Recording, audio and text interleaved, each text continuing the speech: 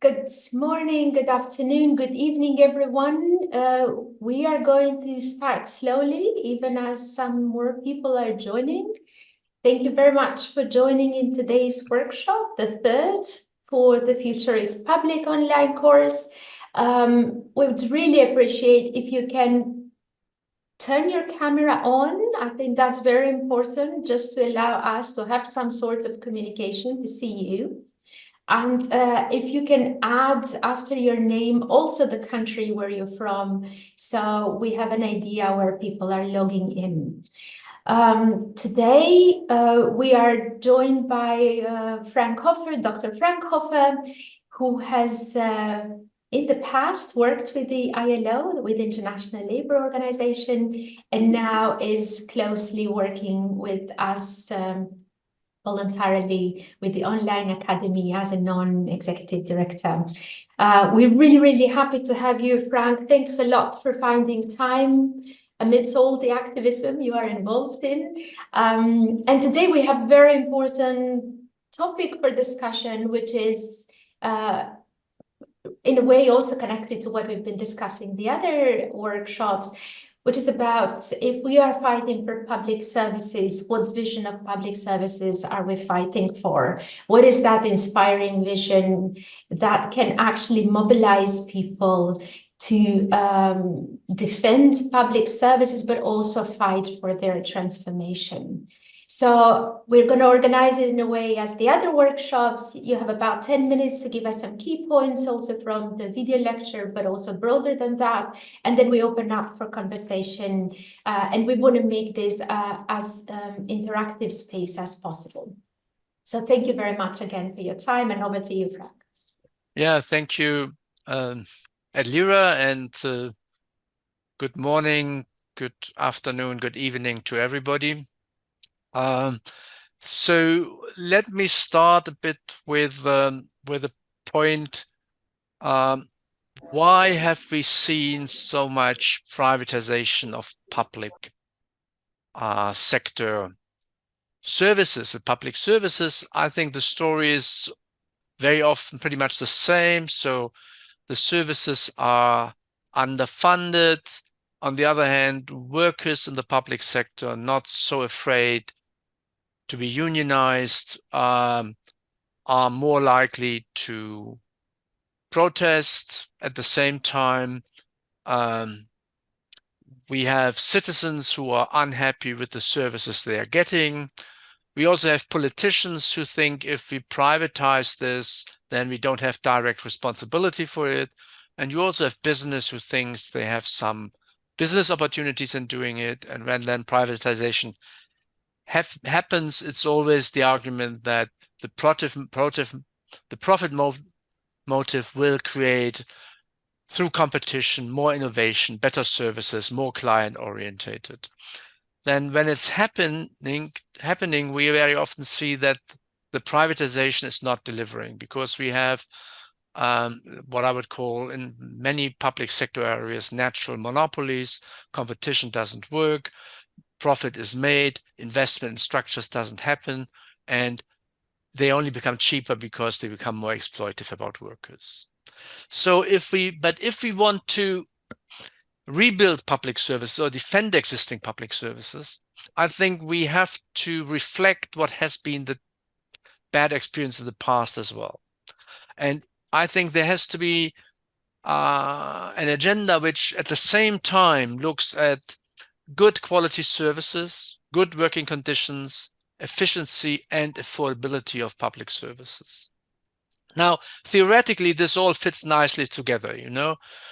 Good services can be provided by good paid people. Good paid people are very motivated, and they will also innovate and will be efficient. And as everybody wants to enjoy good working conditions in a good environment, it will also be reflecting on costs and become affordable. But in reality, some of these things are quite competing against each other, and there might be other incentives people have which are not automatically lead to the best possible outcome. So let me very shortly say what I think is in more detail meant by quality public services.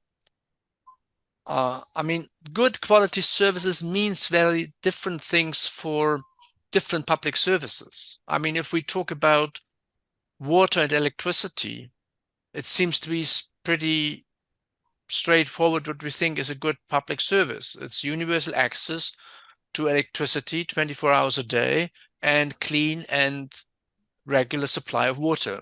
So that's easy. But if we talk about public transport, it's also still fairly easy to imagine what we think is a good service.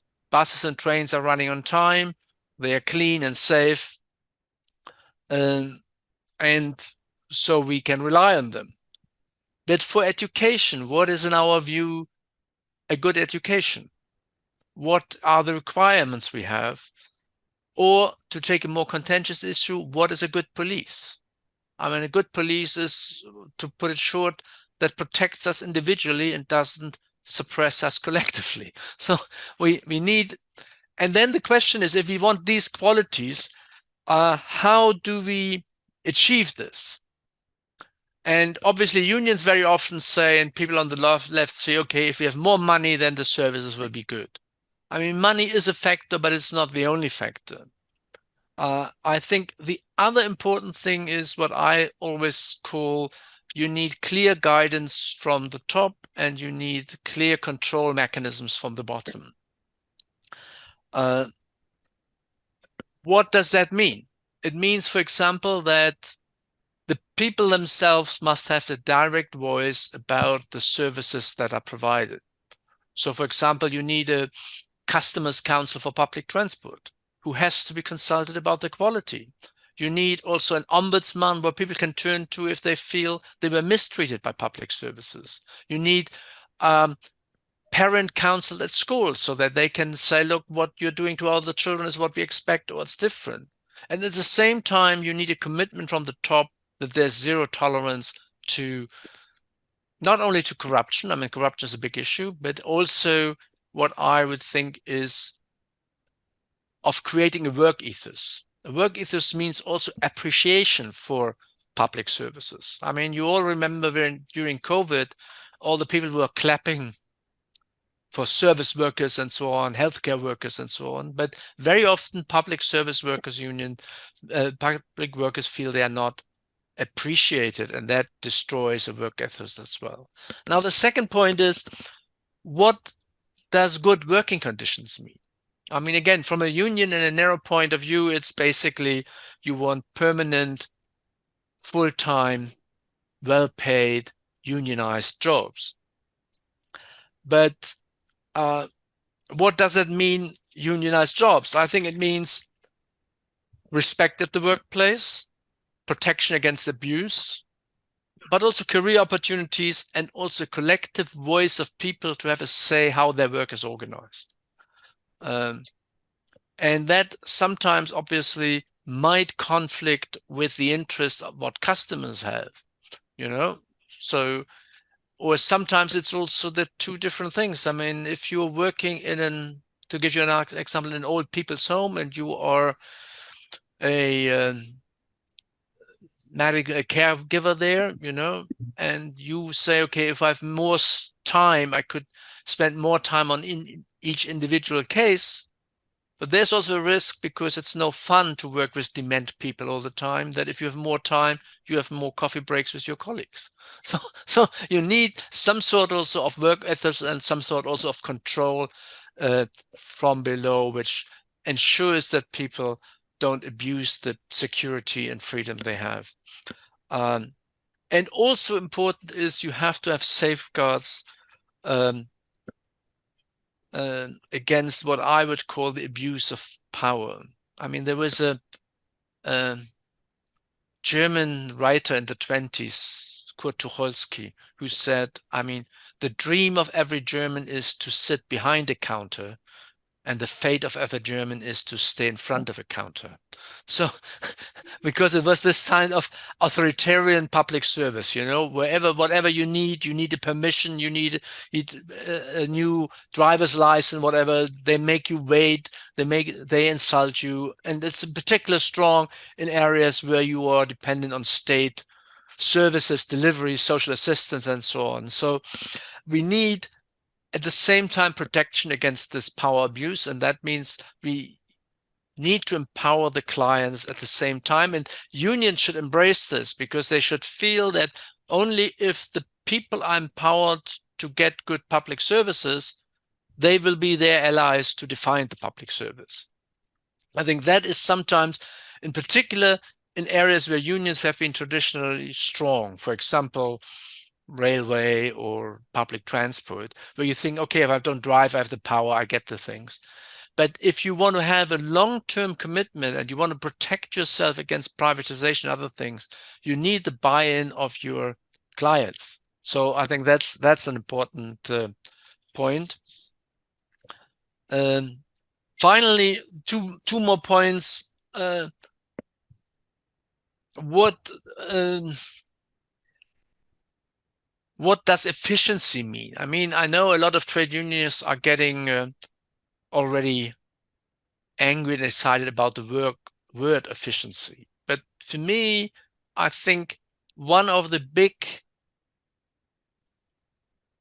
success stories of market competition is that it's permanently innovating and permanently bringing out new solutions, and by that increasing efficiency. And you don't have that in the same way within the public sector. So you need other incentives that people think about, what I would say, smarter and therefore cheaper. I mean, there are new technical possibilities. You want to use them to make work more efficient, because then you can basically afford also a public service. So if you don't do it, you will see that after a while there are then coming business alternatives which put you under pressure. So there needs to be a spirit also in the public sector to think about new solutions or about innovation and efficiency. For example, during COVID, we found out that most of our public health infrastructure was using fax instead of computers. And so they had enormous problems to aggregate the figures of how many people were infected or not.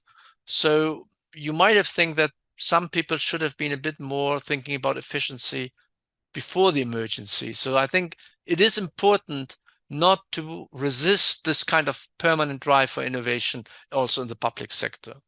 Final point, affordability. I mean, if we are in favor for free universal public service at the point of use, it does not mean that the public services are free. So they have to be paid by someone. And if you want to do this, it has to be taxes. And obviously, people must have the feeling they get something in return for their paying taxes. And the second is the state as a whole must have an ability to tax. And again, if you want to convince people to pay taxes, I mean, everybody would agree, let's tax the rich. But you also need to tax ordinary people if you want to provide public services. The services have to be good. Otherwise, everybody feels, why should I pay? This is one of the experiences with the Scandinavian countries, who for many years had a quite superb public service. People were prepared to pay taxes, while in a lot of countries, people say, why should I pay taxes? They're stealing the money anyway.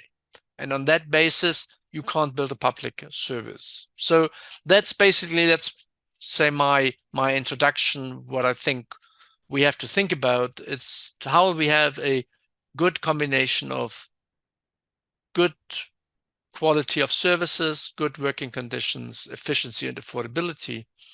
And while it theoretically fits all together, it needs quite an effort to have this comprehensively as part of a trade union agenda for the future of public services. Thank you very much, Frank, for several points, some of them provocative. So it's great to have them, and it's open for everyone. Please, just a reminder to those of you that joined a bit later, do add the country after your name so we have a sense. And it's open for questions, comments to Frank's points on the discussion of the visions of public services. So who would like to start?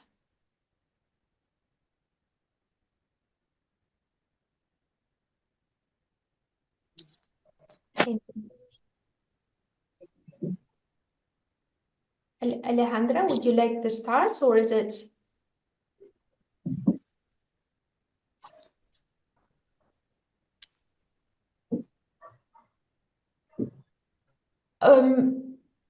Frank, perhaps I pick up a question from yesterday, since there is no immediate question. It was the question of corruption that was raised yesterday. I mean, how do you deal with the question of corruption? And I am speaking from the perspective, from my own experience in the Albanian system, particularly in the health sector, but not only in the water, energy, all sorts of services where corruption is really pervasive. So on the one hand is the whole analysis that, of course, people are poorly paid, and that's one reason why they resolve to corruption. But what do you think should be the role of trade unions when it comes to the question of corruption? And perhaps it connects to the question of ethos and so on, but what would be your view on how could these questions be addressed collectively and from trade unions as the voice of workers? Well, I think that there's a point to say people need to have a salary that they are not forced to take bribes, right? But if people have a higher salary, that does not automatically mean that bribes disappear. So it is, if you want, a necessary but insufficient condition. The second point, I think, is you need a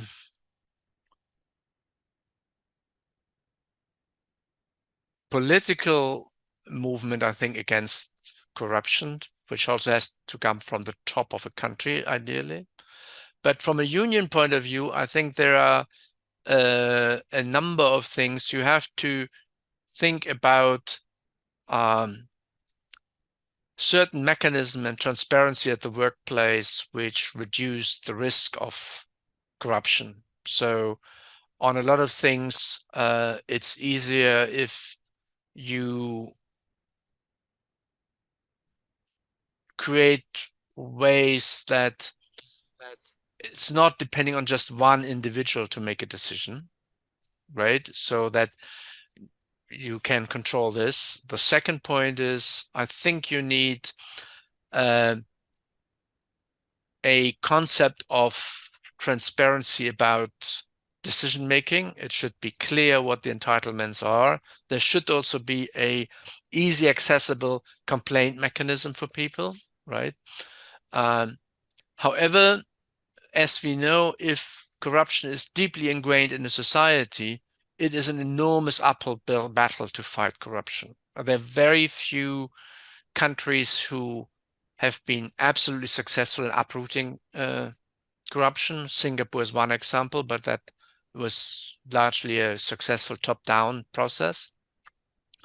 But on the other hand, I think what unions have to do is basically to say we need to provide access on information. We need to have transparency. We need to have complaint procedures.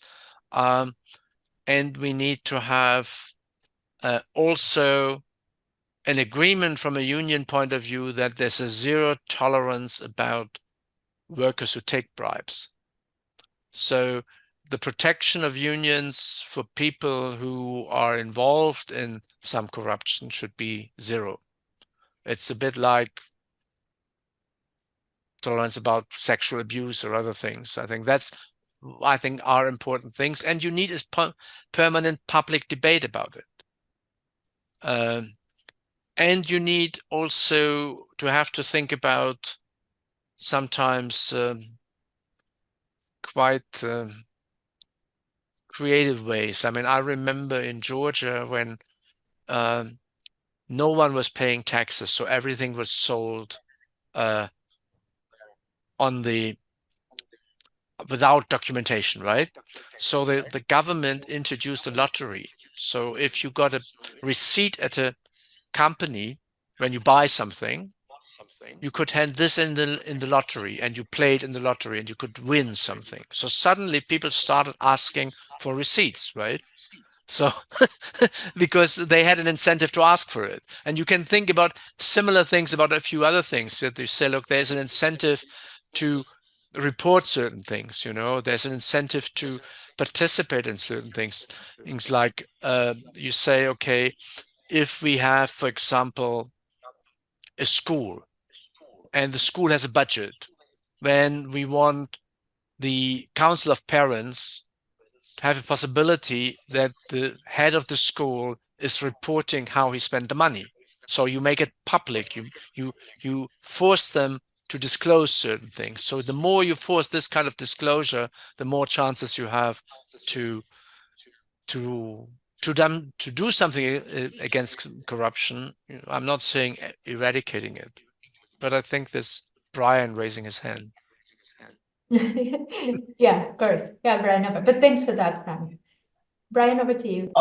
I was listening. I was just waiting. Once I just wanted to ask a question once Frank was done. Thank you, Frank.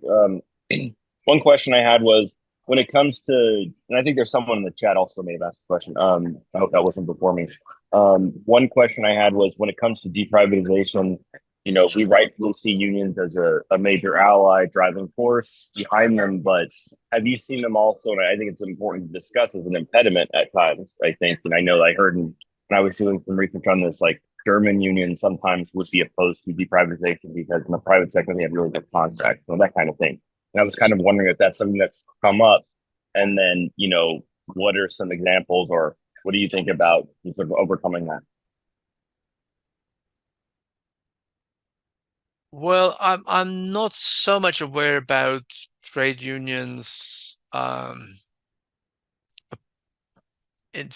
against deprivatization,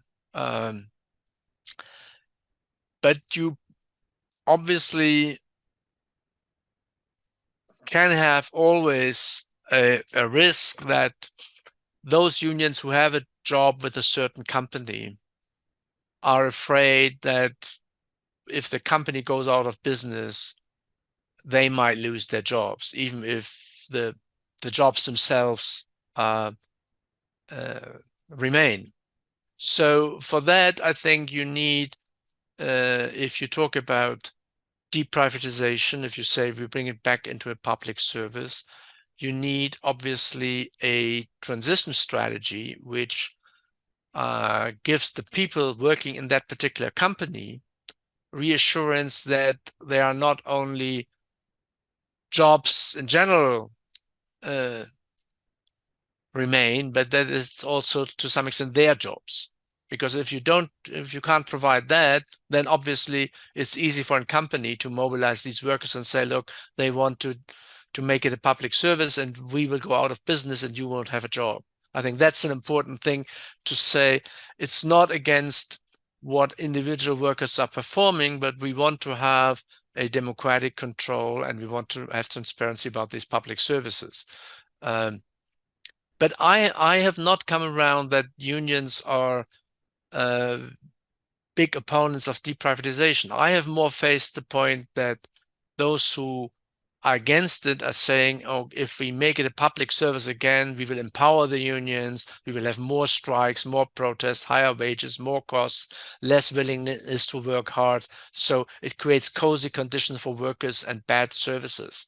That's what I have seen the biggest attack against deprivatization. That say people say, look, do you remember how it was when it was a state service? Do you know how we were treated? Do you know how many inefficiencies were there? So I think the bigger challenge for unions is to create this alliance between customers and workers and explain that their vision of a public service has an idea how customer interests and workers' interests are debated jointly and they find joint solutions.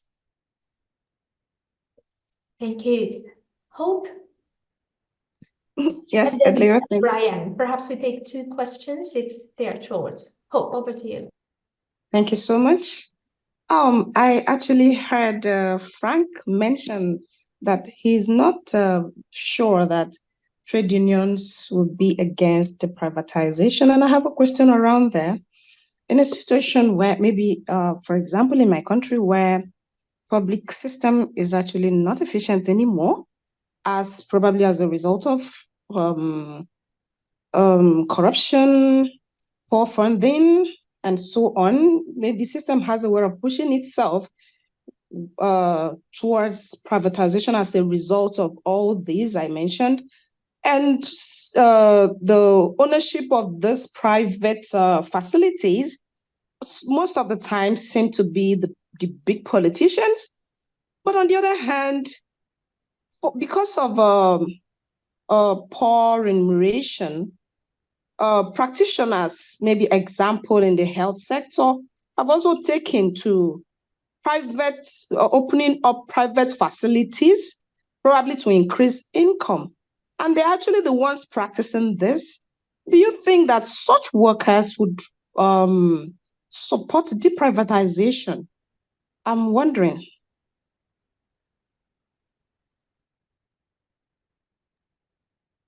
Frank, do you want to take that, or shall we get briefly, I think Hope, your example of the health sector is obviously a very interesting one, because what we have seen in a lot of countries, if the public sector health services lose their quality, you will have a high quality public health service for the 10, 20, 25, 30% more wealthy people in the country, right? So they will buy themselves out of the public service.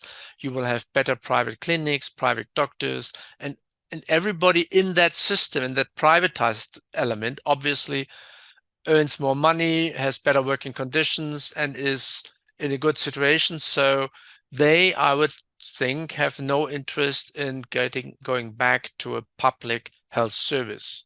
You have seen that in the US, the workers who have health insurance, which are not so many, but the big companies, are then not really convinced that a universal health service would improve their conditions. So they are also coming back to Brian's point. That's probably an example where it is seriously difficult to convince the people who are part of that enclave of better conditions to be the drivers for deprivatization. So if you want to have deprivatization, if you want to have a universal healthcare system, the first thing is you would have to bring up the standards in the public healthcare system, and then step by step through tax policies, others, to integrate also the more private health system back into a universal system. The same with schooling. Those parents who have the money to send their children in private schools might feel that for the privileged one who have the money, the services there are better. And you will meet fierce resistance if you close these private opportunities down, if you don't have quality public services. So it's a bit of a chicken-egg problem. On the one hand, you need the wealthiest to contribute to the public services, to tax and others. Otherwise, you can't fund them. But if they are once out, you need a broader political movement to bring them back. And I would agree, it will be difficult to have those workers then as the drivers for deprivatization. I think I was a bit over-optimistic in my first remark, so apologies for that. Final point with Hope. I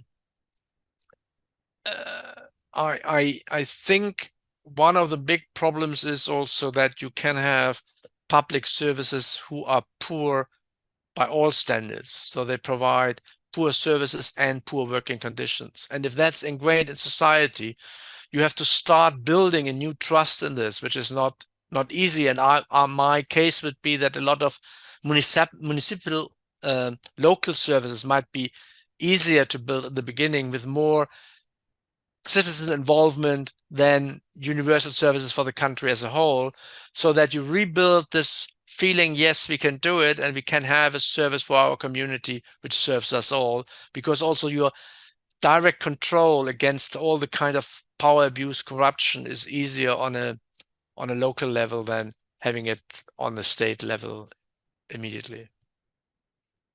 Yeah, thanks a lot. We've got quite a few questions in the chat box, but Brian, first to you, and then we go to the chats, and perhaps people can also read their own questions. So Brian. Okay. Okay, thank you, Edlira, and thank you, Frank, and my co-participants. Just a quick question, because the topic of public service might go beyond the confines of the scope and interest of trade unions and labor groups. So, for example, in the Philippines, unions are restricted only for enterprise level bargaining and they may not immediately see the relevance of a vision of a good public service. No? So, my question is there a need for a change in vision, strategy of trade unions and labor groups to effectively campaign better public service? Well, I think you make an important point that different to some other areas, obviously, public sector unions have to be, to a much larger extent, those who also drive the debate about public services in general in a society. So it is, if you limit yourself to the collective bargaining area, which is your first bread and butter issue, you very often might not be able to generate the momentum what you really need for positive change. And that is also a tension within unions. So some of the members expect immediate delivery, and that means wages and vacation and benefits and so on. But if you go only in that direction, you might have short-term gains, but if you alienate the public at large, you are, I think, in a danger to lose. So therefore, I'm fully with you, in particular if you have a enterprise-based bargaining, and so at the same time you need some broader movements. And I have seen in a number of countries, in particular in the education sector, childcare sector, other areas, where unions have been quite successful to building alliances with parents and say, look, we want good working conditions, we want to teach your children good knowledge, but for that there need to be certain abilities and possibilities. But it is a political effort, and it requires political awareness from the union side. Thank you. Jokonaya, do you want to take the floor and make the question yourself? I am aware that the internet is weak in some parts, and if that's what you prefer, I can read it for you, but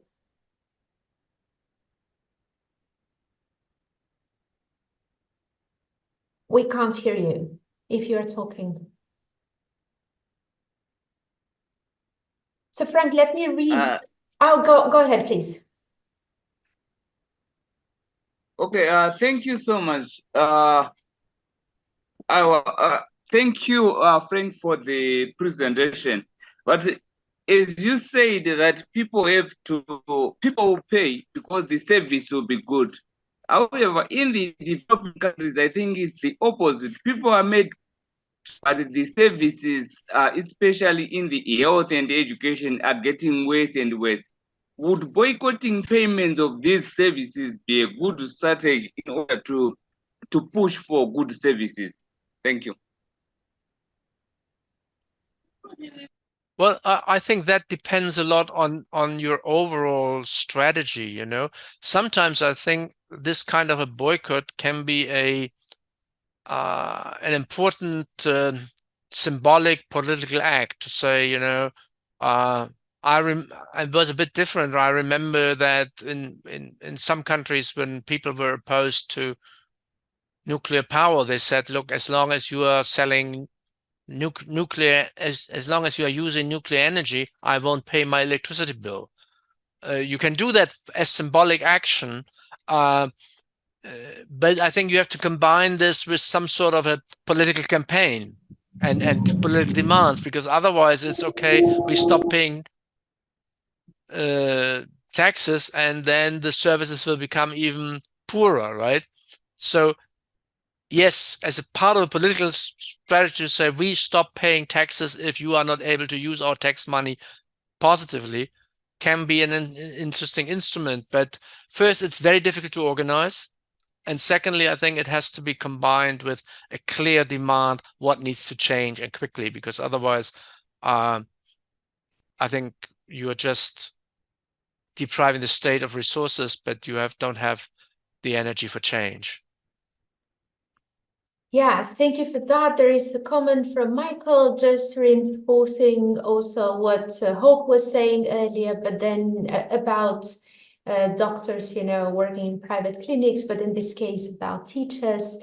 And Jordan, do you want to just read your question, or perhaps in a shorter version? Sure, I'll try to pose my question in a short version. Hi, Frank, and hello, everyone. The question is just about hours of work and efficiency. I was very intrigued by what you were saying about embracing a push for innovation. And I'm just wondering if part of the vision for a future of public delivery of services requires that we rethink the length of the workday, that maybe there isn't enough available work, even in a caregiving economy, and that unions should instead perhaps be pushing for more people to be employed, the total shorter number of hours for each worker. Hi, Jordan. It's nice to see you again after so many years. I think we both lost a bit of hair during that period of time. But coming back to your question, I think there are certain jobs also which probably in the public sector cannot very well done full time. And in particular, if you take the care economy, if you have people who have dementia, who need a lot of attention, it is emotionally incredibly exhausting. And I don't know whether any person can be having the required empathy for 8 hours a day, right? So it might be really worth thinking about having people working fewer hours. Now, at the same time, people need a salary they can live on. So that's the tension there. And I sometimes feel that also we should think a bit more creatively about public services. We should think more about a better combination between a public service and community life.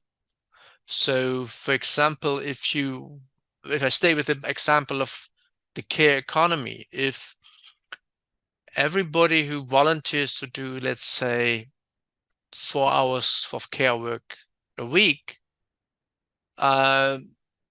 should be having a possibility of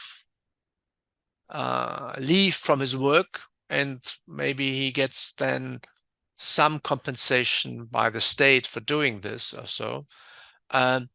So you would involve more people in what the public service is from the workers' side. Only a couple of hours, but they would experience it. What does it mean to work in an old people's home, or giving care? So and at the same time, you would reduce the burden of those who now feel that they have to do from the morning to the evening this kind of work. And I think this combination, that more people on a semi-voluntary base and as a community would be part of that public services, could create very creative new alliances of working together and also getting a better understanding. So I would be all in favor of thinking along these kind of avenues without, but still on the other hand, I'm aware, given the hourly wage of care workers, a reduction of wages would have to go together with a massive increase in the hourly wage if people should be able to live on this. And then obviously it creates the challenge. How is that affordable? In particular, I mean, if all the baby boomers want care, if we don't find this kind of what I said community solutions, I just think we will face unaffordable and low quality public services in that area. Thanks a lot, Frank. I know, Uda, you've been raising your hand for a bit of time, but I want to give the opportunity to Robina. Is Robina still here? Yeah, because I think she's making two important comments and questions. Robina, would you like to summarize that? And yourself?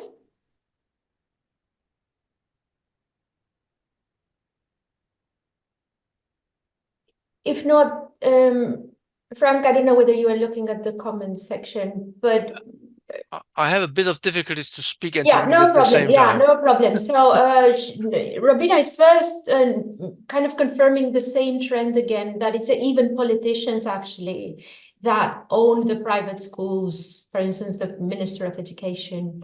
That's not too dissimilar to examples in the US, and there is nothing particular about Uganda, but she makes also an important question about the fact that what do you do about the strategies that sound good in dictatorial authoritarian regimes like Uganda, where many trade union rights have been clamped down. So what is possible to do under these conditions? Well, I mean, starting with the first question, I mean, this is obviously then a very particular form, very often, of corruption, right? So you have politicians who are rent-seeking the state, and they carve out for them opportunities of their power position to set up their private business. I think what you need against this is a public campaign. You need to speak up against it. You need to try to mobilize against it. It's not easy. I mean, there are then ingrained interests and so on. But I think unions can play an important role in raising public knowledge about it, campaigning about it, and also explaining why it is bad for society at large. I mean, we all know if you have this kind of system where then a large part of the population doesn't get proper education, destroys the development opportunities of your country. The second question about dictatorial regimes, I mean, from a union point of view, you could say democracy is not everything, but without democracy, everything else is nothing. It is just, I mean, business can flourish also in dictatorships. Trade unions can't. If you want to have a voice of the people, if you want to engage, you need democracy. And if you don't have democracy, probably unions cannot function as unions, but unions can be a powerful source and element of regaining democratic control. I mean, we have seen this in many countries. We have seen the important role of trade unions in the fight against apartheid in South Africa, about democracy in Brazil, about bringing democracy to countries like Poland or Czech Republic, or so. In many countries, trade unions have been probably one of the most important forces of bringing about democracy, because they experience, if you can't organize, if you can't speak up, if you can't bring people together, you also cannot do your bread and butter trade union issues. So, Robina, it's probably a poor answer to say, if you have a dictatorship, the first priority is to fight the dictatorship. But I think for unions, that's actually what happens. And what are the right strategies? You know, for example, in Spain under Franco, who was a fascist dictator for many years, unions step by step started to organize in companies, and because the system was weakening, they were able to build pockets of resistance. And then when Franco died and the system changed, they could fill that space.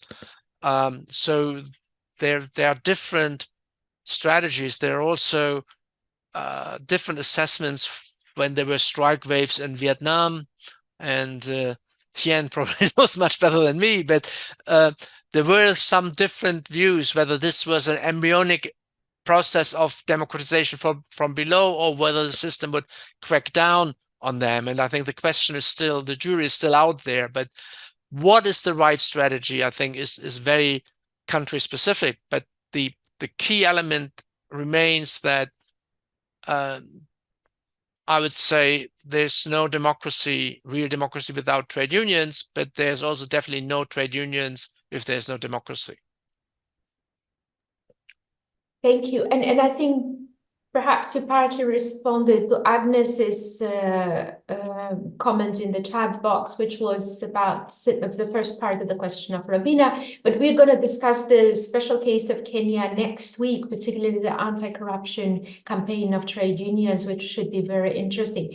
So Uda, please, and thanks a lot for your patience with the hand up. Thank you very much. Thank you very much. I want to appreciate Frank for a well-delivered series. I have a question regarding public trusts and management of public services, especially in developing countries like Nigeria. How can we manage it, especially as union or unionists? How can we balance or manage that of public trusts? I know Frank mentioned it in his delivery, but I'm just thinking management of public trusts and that of public services. There is kind of conflicting dilemma there. So I want to just ask in kind of clarity, how can these two be managed? Thank you. Yeah, I mean, one of big examples of public trusts or public funds are always pension funds, right? I mean, pension funds are normally big. They are big investors. There's big money. And there's always a risk that the money gets stolen one way or another. And I think what you need is, again, you need certain clear roles. You need, I think, different interest groups on the board of a pension fund, to give you an example. So not leave it with one group. So you need the retirees represented there. You need, I think, also some sort of state rules, what pension funds are allowed to do or not. You need a commitment to transparency so that they have to disclose their investment policies, strategies, what they're doing. You have to have also, I think, independent audits, from financial professionals. And these audits need to be made public so that there is a maximum scrutiny on that. So I think you need this mix of elements for such a fund. But also we should be aware that unions themselves have not always been successful in running union-controlled pension funds. And for the unions, there has been, I think, one risk, what I would call comradely trust. So you have a union, you trust certain people, you say, okay, this is our pension fund, you are a good comrade, you can manage this. And there's the famous, I mean, he has become a bit out of fashion, but there's a famous quote from Lenin: distrust is good, control is better. So you can't manage these big funds on the basis of trust in a person. because you put an enormous moral responsibility on an individual that he has to be totally uncorrupt, honest, and so on. So you need control mechanisms, and I think you need different control mechanisms which involve also the constituencies, so that a lot of people feel we know what's happening there, because that will also increase the trust of the people in these funds, right? So that's my very kind of general statement. And then obviously in trade unions themselves, I think there has to be a trade union code also against corruption, because that generates your ethos as trade union, that you are a credible voice. And that starts very early. So if you have trade union seminars and people start cheating on the per diem, you have to stop this. If trade unionists think they want to sit on a certain board and pocket the money themselves, you have to stop this. Because if you start with the small things where people then abuse their position for getting money of it in an intransparent way, you lose your moral authority as a voice against corruption. You use your moral authority as saying, look, we are standing for something different. And then you have lost before you start campaigning. If your members feel you yourselves are not, I mean, I always feel, for example, if I'm invited somewhere and a union says we can pay the dinner for me, I say, look, I'm overweight anyway, but why should you pay my dinner? It's membership fees.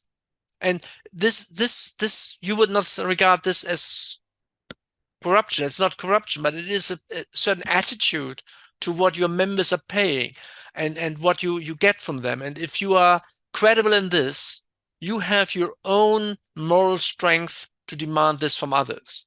If you're slowly drawn also into an overall system of patronage and getting something here, getting something there, it's the workers who first feel this, that you are no longer part of their movement. So I think that maybe it's Uja a bit very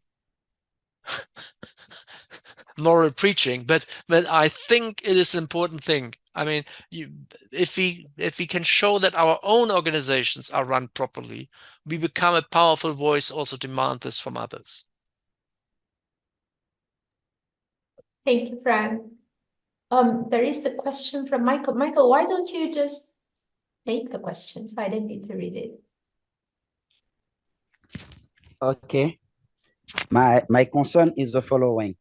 People are saying that unions will not only fight or defend current work, but we should also think about the work of tomorrow. And one of the solutions is social and solidarity economy. In our case, we belong to a teachers union in Côte d'Ivoire. We have decided to set a cooperative, and this cooperative is running some private school. Is this a credible alternative to poor public services in the education sector, or should we explore some other solutions? Thanks. Well, Michael, I think it's a brilliant example. I think if you're facing a situation where you think public services are not delivering and it will not be so easy to change them overall, to be able to, if I understood you right, to produce an example against a purely privatized system by setting up a cooperative and say, look, we can show how good public education on a cooperative non-profit basis can be organized. If you manage to pull that off, that can be a powerful example and creating, by example, pressure on other existing things. I always thought that the cooperative sector has a potential to what you would say is always to foreshadow alternatives. And I think that's the strength. It's an instrument of self-help, but it's also foreshadowing alternatives. I mean, it's like your education cooperative, but also, I mean, we know a lot in the history of the labor movement of housing cooperatives where you said, look, we can pull our resources together and can build affordable houses for our people, because public houses doesn't work and the private sector doesn't deliver. And it's empowering because it's something which is done, to quote Lincoln, for the people, of the people, by the people. So I think that's something which is also empowering a movement. So I suppose you don't need encouraging to do what you're doing, but if you need it, I would strongly encourage you.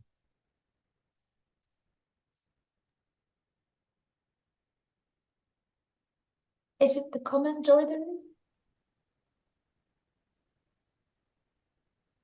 Yeah, do you want to comment on that, Jordan? Perhaps you read it for everyone?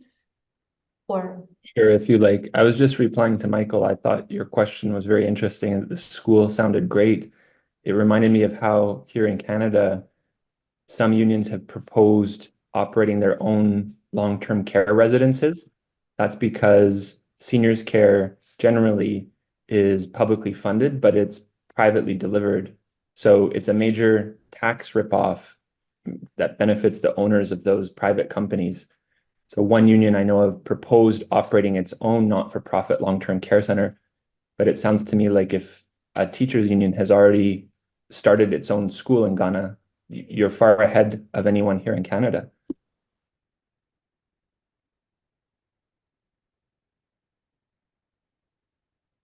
And I think it's also one of the discussions we were having in this video lecture is also how do we have these initiatives in a way that does not offload the responsibility from the governments, but is actually part of the broader strategy for the governments to both democratize them, but also improve public services. So I think that should be part of a broader strategy. But if there are no further questions, Frank, do you want to have some closing remarks? Perhaps to the group that is just starting with Well, I must say I incredibly enjoyed our discussion. I mean, I thought it's very rare to have a group from so many different places in the world, and I thought we still managed to have a fairly focused discussion.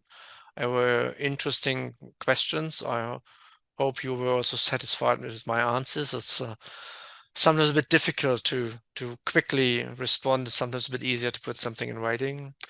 But yes, so I really enjoyed this, and I think we have the chance to continue this course and having this kind of webinars, which I always feel makes a course different from a book. I mean, you can watch a course, you can read it, that's your individual thing, but this kind of conversation is just, yeah, it's great fun as well. So thanks for joining. Yeah, thank you very much. And perhaps as a group, we send strong solidarity greetings to the comrades in Argentina that are facing really a barbaric time right now. So we know you're striking. Our hearts and minds are with you, Nico, and all the comrades. And then we hope that our struggle for public services is part of the broader struggle against this authoritarian regimes everywhere. Thank you very much, Adlira, and also Frank, and the rest. All right, thanks everyone. We are going to have next week a focused discussion on the health sector. So please do tune in with the workshops that we're going to have starting already on Tuesday, I think. So thanks a lot for joining. Thanks a lot, Frank, for your time. And With pleasure. yeah, see you next week.